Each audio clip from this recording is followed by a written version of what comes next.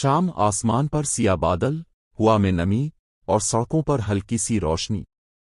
लोग जल्दी में थे, मगर एक लड़की स्टॉप के कोने में खड़ी थी। उसका नाम था हिना।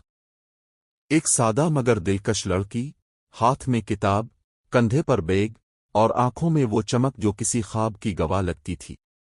बारिश के पहले कतरे गिरे, फिर तूफानी बारिश शुरू हो गई।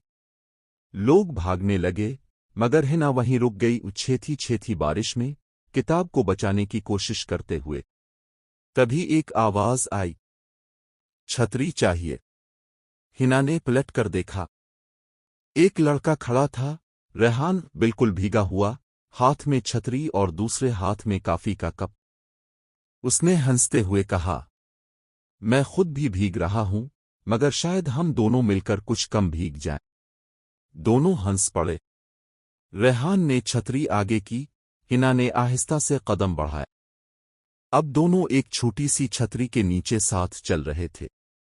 बारिश हुआ और वो खामोशी जो बहुत कुछ कह रही थी। करीब ही एक चाय वाला था। रेहान ने कहा, कॉफी खत्म हो गई, अब चाय हो जाए। हिना ने मुस्कुराकर हां कर दी। बारिश के बाद की खुशबू, गर्म चाय के भाप और दो अजनबी जो अब अजनबी नहीं लग रहे थे। रेहान ने पूछा, तुम्हें बारिश पसंद है?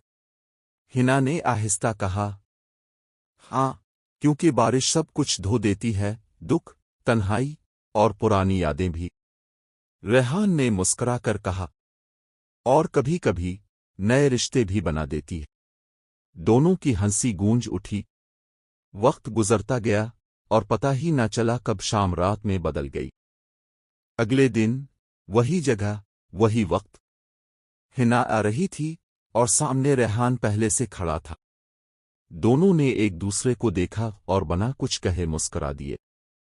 शायद यही मुलाकात की खूबसूरती होती है, बगैर वादों के, मगर फिर भी दिल के करीब।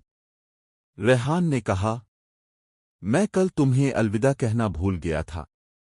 हिना बोली, शायद इसलिए कि किस्मत को एक और दिन चाहिए था। इस दिन के बाद हर शाम वहीं गुजरती।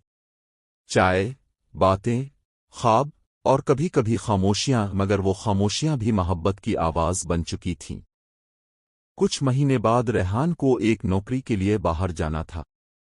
हिना खामोश थी। रेलवे स्टेशन पर रेहान ने कहा, अगर तुम कहो तो न जाऊं। हिना ने आहिस्ता कहा, जाओ, मगर लूट आना। रेहान चला गया, मगर हर रोज अलिफ